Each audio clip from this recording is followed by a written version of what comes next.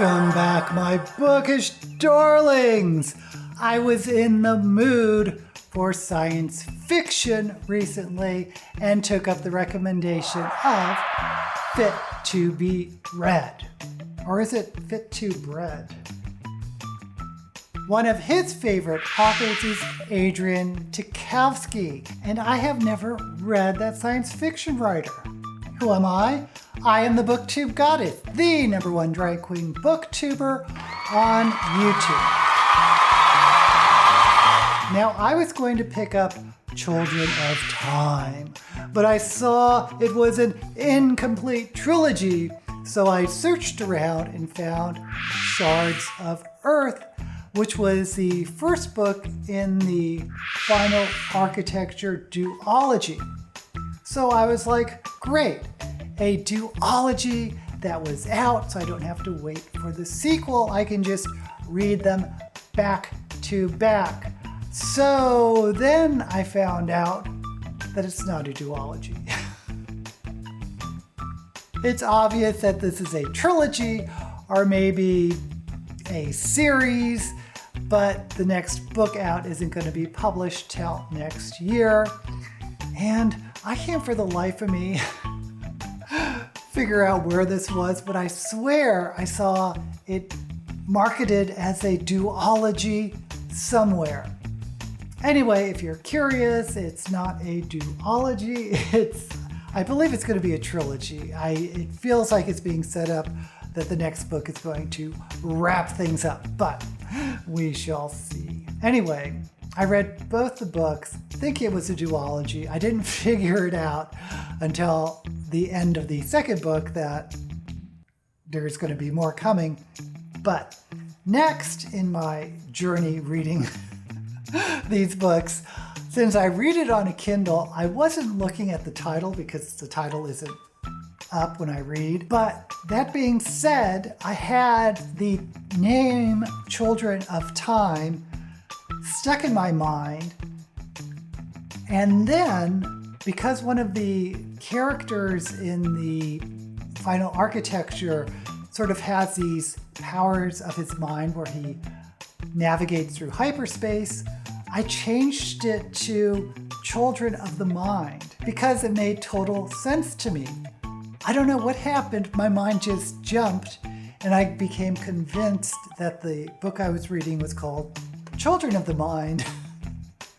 And I kept telling everyone I was reading Children of the Mind by Tchaikovsky, and I was correcting them when they said, no, it's called Children of Time. And that wasn't even the book I was reading. So anyway, to make a short story longer, I read both these novels. The first book completely missing the title and making up my own for some reason. And second, thinking it was a duology when it's not. But it is what it is. And here we are. The first book is Shards of Earth. And the second book is Eyes of the Void. And I have to say, I really enjoyed the series and recommend it to any fan of hard science fiction.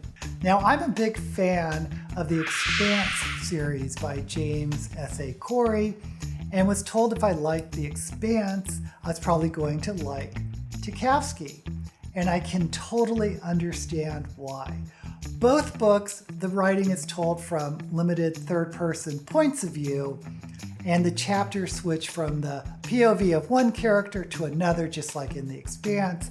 But also in both those books, the writing, the prose is very clean, and most of all, it's the characters and plot that really elevate the novel rather than the actual prose itself. The big difference between those series, in my opinion, is the scope of the world building. In The Expanse, the world building is focused on humans in our solar system, whereas in the Final Architecture series, humans have spread beyond the solar system and have integrated with other alien species. And you know, I love when science fiction explores different alien species.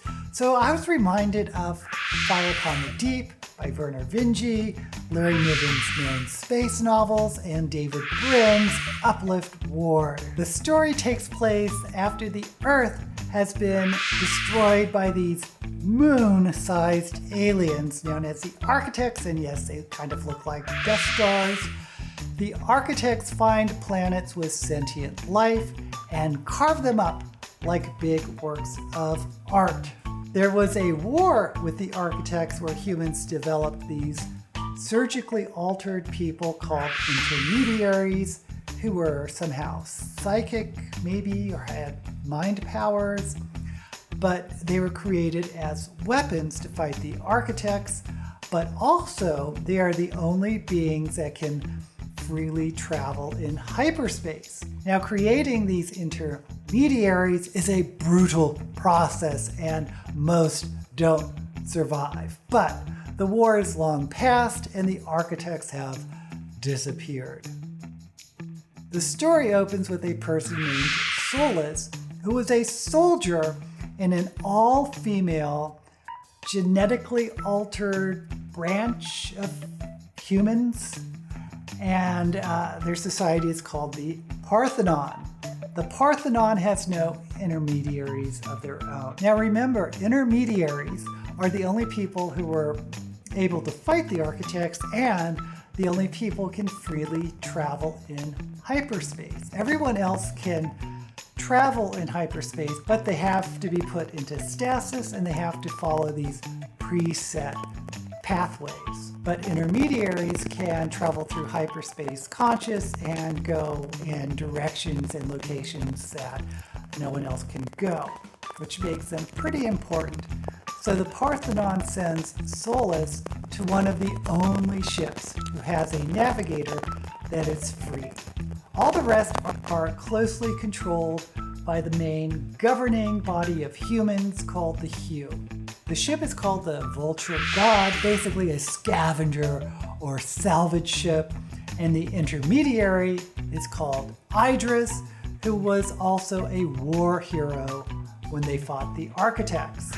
Solis, who is basically a space Amazon, was also in the Architect War and knew Idris, and her mission is to reacquaint herself with Idris and recruit him to the Parthenon, so she goes about it by joining the Vulture God's crew. Surprise! It appears the Architects are back.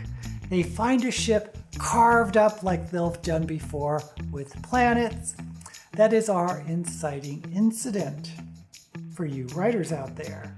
And this triggers a galactic crisis because not only are humans fearful of Architects, but most other aliens are as well, since the Architects don't discriminate against the worlds they carve up. Oh, I mentioned before how much I like aliens. We get some fantastic alien races. There are the Essiel, who are giant clams and are the only species who can protect planets from the Architects, but only if those planets join their weird religious cult. The Hyverts are composite cyborg insects who are created by humans but have gained their independence. Then there's the Hanalambra, who are basically look like crabs, and the Neuromathi, who have these huge Star Destroyer ships, but they don't have any planets because the Architects have destroyed all the Neuromathi planets. So the Star Destroyers go around raising other planets for resources and to create more ships, so they're not well liked in the galaxy. Most mysterious are the Originators, who are a dead race. We always have to have a dead race in a lot of science fiction novels, but they of course disappeared aeons ago, but remnants of their civilization can be found scattered throughout the galaxy. The whole story revolves around hyperspace, which is how ships travel from planet to planet, but no one can stay conscious during hyperjumps except for the intermediaries. If you do stay conscious and you're not an intermediary, eventually you go insane. And you have to read the books to find out why it's so important, but it connects the intermediaries with the architects and the originators. It's all pretty epic. Epic is the word for this series. Like many great science fiction novels, we begin focused on a small, itty-bitty little story or plot, but the story keeps expanding and expanding to galactic proportions. Now, because the plot does get so complex and we do jump around multiple character points of view, I did at times get a little annoyed at getting confused following what was going on, but overall, I really did enjoy this series. I understand why Tchaikovsky is getting so much love from the sci-fi community, and yes, both these novels get my blessing. I highly recommend these novels, especially for fans of hard sci-fi. Until we meet again, may all the books you read be blessed.